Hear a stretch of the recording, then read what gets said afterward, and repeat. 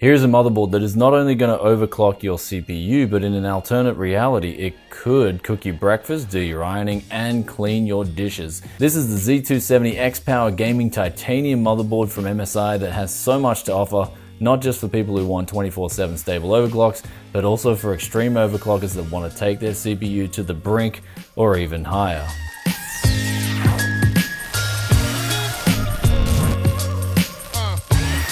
Welcome back to Tech City. This is Brian coming to you guys today with a review of one of MSI's most premium motherboards out there, the Xpower Gaming Titanium. Now, as the name suggests, MSI have gone with a silver and black theme with this board that honestly isn't just looks either. I mean, sporting what looks like a 17-phase VRM with Infineon IR355 power stages that are rated at 60 amps. Some of the best out there. MSI's own SFC 60 amp chokes and complete solid state titanium capacitors. This is sure to even impress the most nitpicky of overclockers. The CPU power connectors can be charged via an additional 4-pin after the 8-pin to make it 12 pins in total.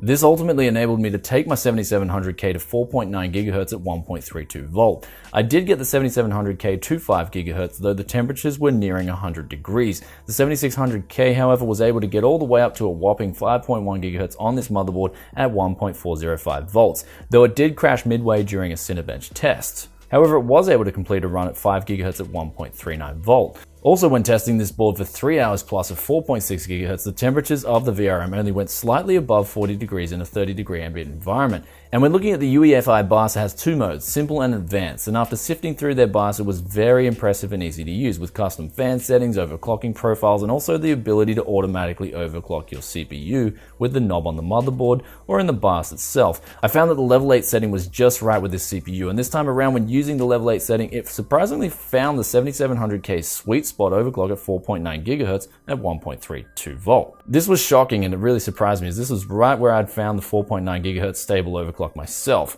It goes to show how far automatic overclocking has actually come. Damn impressive job, and if this keeps up, then guys like me are no longer going to be useful anymore.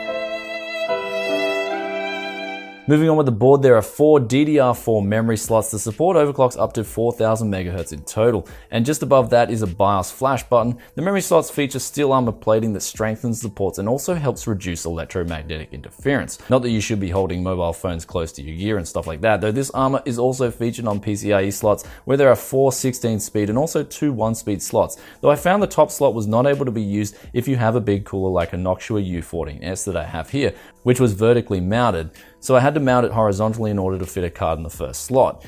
There is also a 6-pin power connector there to provide extra juice to the PCIe lanes should you decide to 4-way crossfire or 2-way SLI these cards on this motherboard. Near that there is 3 M.2 slots where the midpoint has a dedicated shield, 8 SATA 3 ports, 2 of which face vertically and are powered by an as-needed chipset, and another 6 which are powered by a Z270 chipset. Also powered by this is a dedicated U.2 port. And on that note, all the storage devices connected via the Z270 chipset are able to be mixed and matched with native support from Intel's new Optane Ray driver.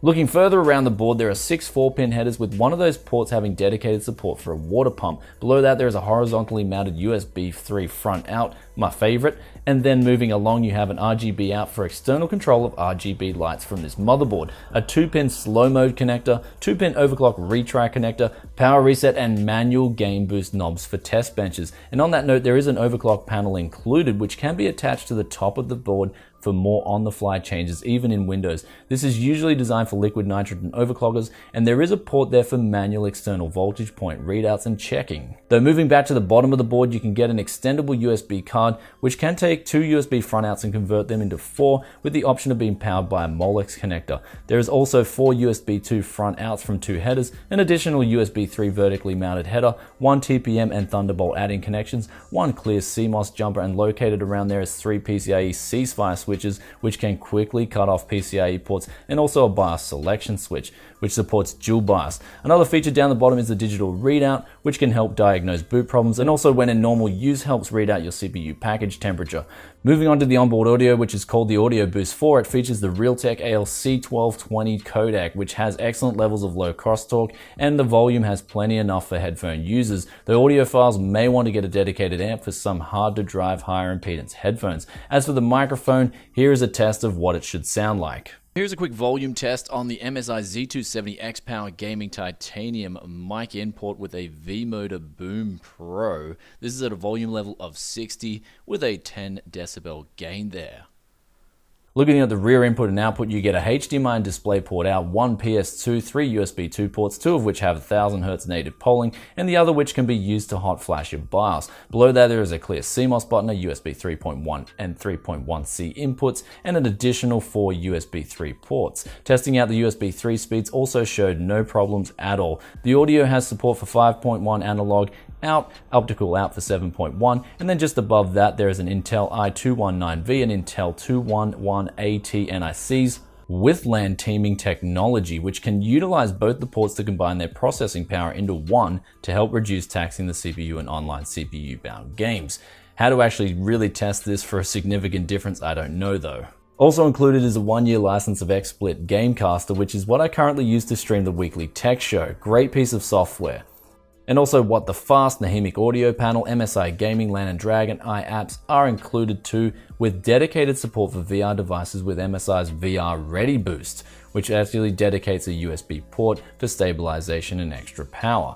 There are also a heap of other handy apps and drivers included on this DVD, and you also get accessories, and a lot of them. We're talking clear SATA 3 cables, labels, all the accessories that you've seen in the B-roll as well is included with this motherboard to match that of the theme too. So here we are with the verdict. This board is just packed to the max. I really couldn't think of any more I'd want from a motherboard other than it just overclocking everything for me on its own. Well, it practically almost did that with the 7700K I have here, which was extremely impressive, and everything on this board from the VRM to the onboard features, to the audio, to the massive amount of expandability, to the 1000Hz polling rates, and to the included software, to the dual NICs, just impressed me. I mean, this is a top tier board and one that is designed for people who either want the best out of their gear or want to go crazy with extreme overclocks. And at 370 USD or around 550 AUD, it is certainly priced high. But again, it is a premium product that certainly delivers for its intended market. And I know I could probably build an awesome used PC for less than this whole motherboard itself, but again, different strokes for different folks. Anyway guys, that's about it from the Z270 Xpower Gaming Titanium from MSI. If you like this video, then be sure to hit that like button and let me know in the comments section below, what do you think of a motherboard as huge as this? Would love to hear your thoughts and opinions as always, and I'll catch you in the next tech video very soon. Peace out for now. Bye.